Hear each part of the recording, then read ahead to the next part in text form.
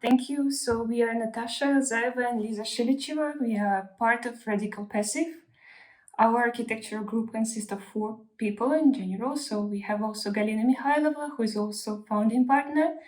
And we have also Lisa Shirachina, who is an architect in our office, basically. And we are going to present ourselves. We're going to give a short introduction by me. And then Lisa will continue with detailed explanation of our projects. So you're not going to see me anymore. I'm going to share a screen. Et voilà. But first, we would like to thank you, Rhisoma, for inviting us, of course, and Gosha in particular to remember us. And we start we are Radical Passive. We are a group of architects, but most importantly, we are a group of friends. We met each other during our studies at Belarusian National Technical University. And there, the education was a bit kind of classical, and we wanted to know the contemporary architecture more. So we joined, one by one, we joined Belarusian Association of Students of Architecture, the organization that existed since 1993 to recent years. And it was based on only student initiative. So we organized workshops, lectures, cinema screening, and basically, I think those were our first projects that we collaborated together. And afterwards, after the graduation from Belarusian University, we split for a while. We focused on different things. Galia was doing renovation and restoration projects. Lisa graduated from Stockholm University, defending the master thesis on the subject of urban studies. And I did the same in Ghent on the subject of sustainable and resilient strategies.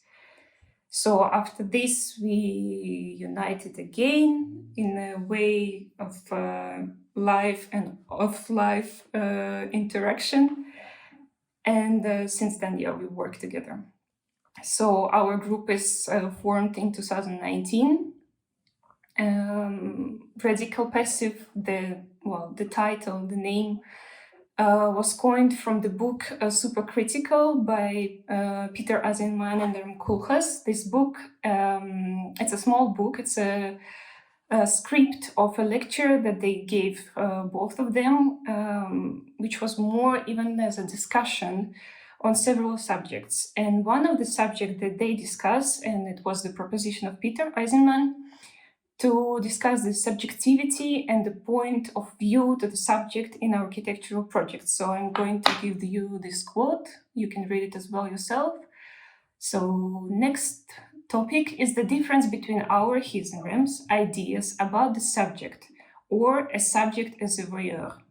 I see the subject as no longer merely passive, but as a participant in the space of the project. We have been working on something I call radical passivity. You find this kind of subject, a non-passive, passive subject, in the films of Mikhail Haneke, such as Code Unknown and Cachet. So basically, we didn't come up with this radical passive by ourselves. We just were reading books at some point. And the interpretation that we came up is something like this, that we are kind of trying to say that our works are free to speak their own language without excess meaning, but radically aiming at evoking feelings.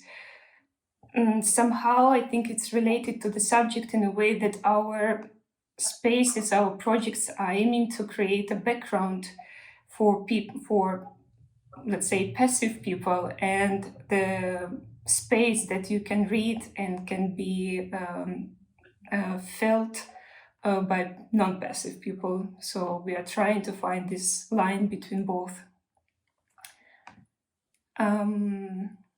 In practice, we did quite a lot of projects in Belarus.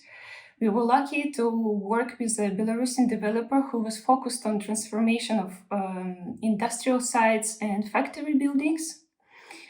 we were very short in time and in resources, so we worked quite efficient, and we had to come up with creativity and production at the same time, which was a bit hard, but I think it also helped us to learn how to organize the process, since two of us at that moment were working in Belarus and I was in Europe.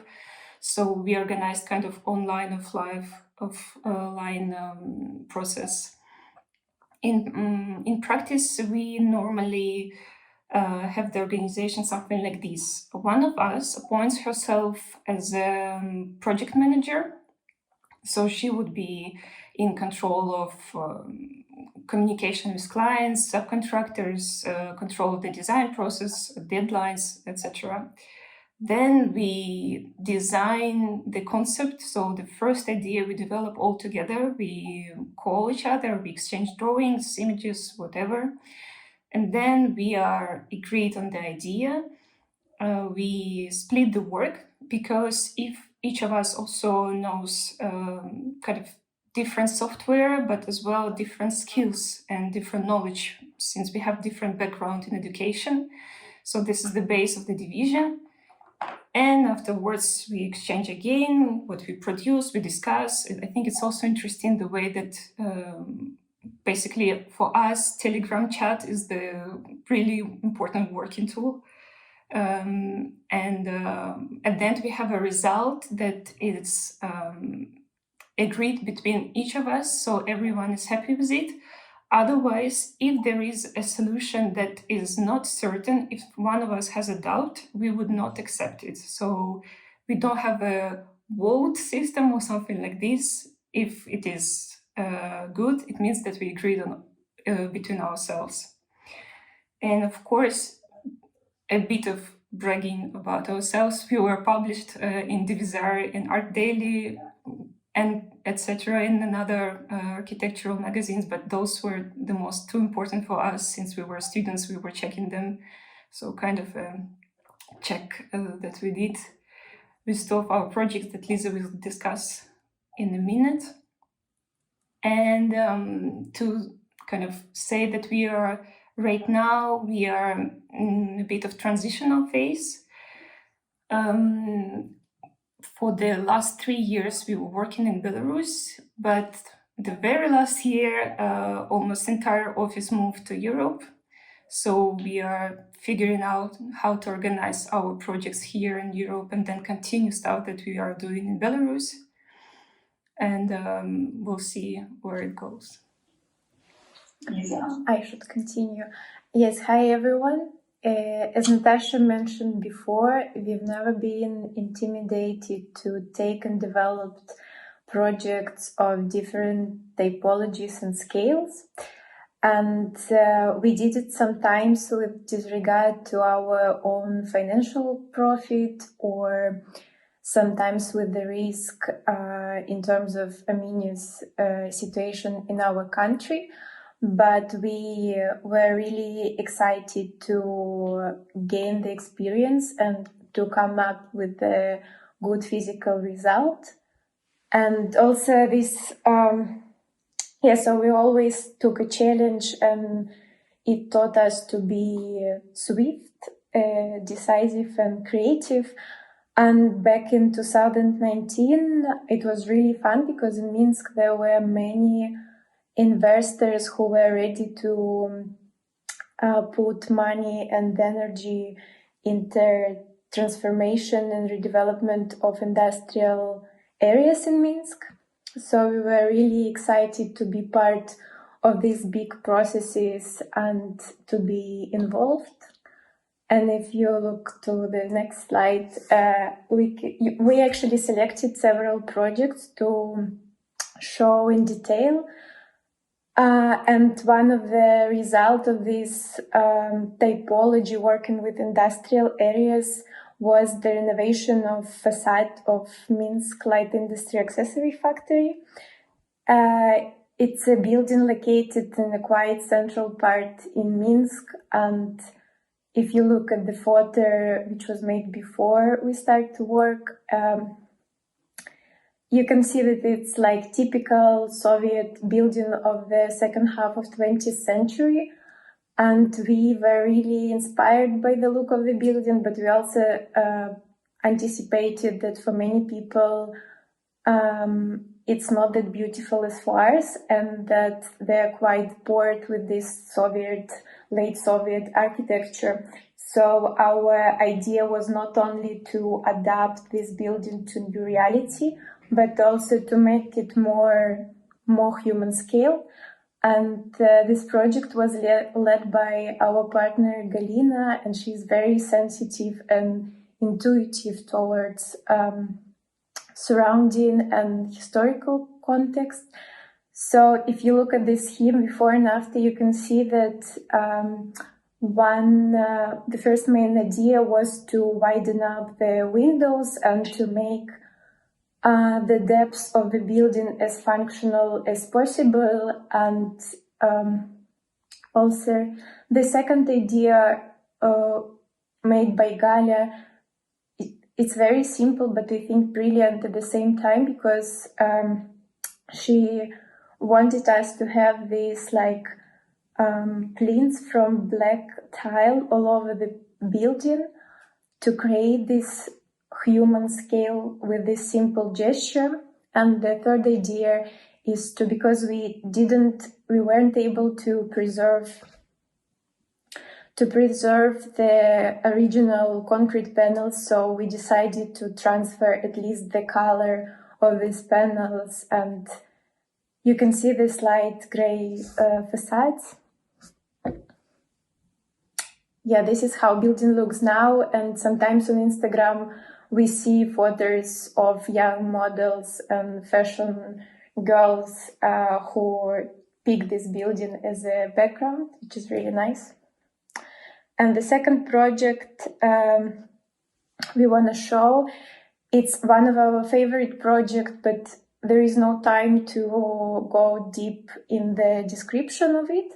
We just wanted to show it as an example how, if you're a young and beginning, like if you're only a beginner in architecture, you don't have rich clients who are ready to give you a lot of money to create something, you can also like just find cool and strong ideas. For example, this typology exhibit design we developed together with Gallery Uniskladova in Minsk. It was their last exhibition called Touchable Distance.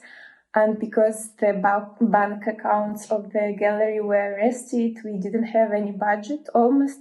So we developed this exhibition only working with light and these cheap plastic curtains. And I think we managed to straighten the works of art there. It was the exhibition about loneliness and the feeling of isolation in times of COVID. And this project actually was shortlisted for Daily, which I think is nice because there is no budget, it's just the naked idea. This is the third project we want to share. It's a most common typology interior design that we worked with. And in this project, we tried to find inspiration in work of Finnish architect Alvaro Aalto, and when we were doing research, we found out that actually, if you look at the next picture, that actually his wife Aina Aalto was also very talented interior designer and product designer, and actually many furniture works that we know done by Aalto actually done by Aina. So we decided to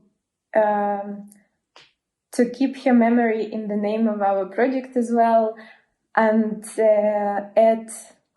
somehow we tried to keep our minimalistic style and clear shapes, but add some warmth in the design. And also we always try to design every detail by ourselves. A lot of furniture in our interiors are done by us.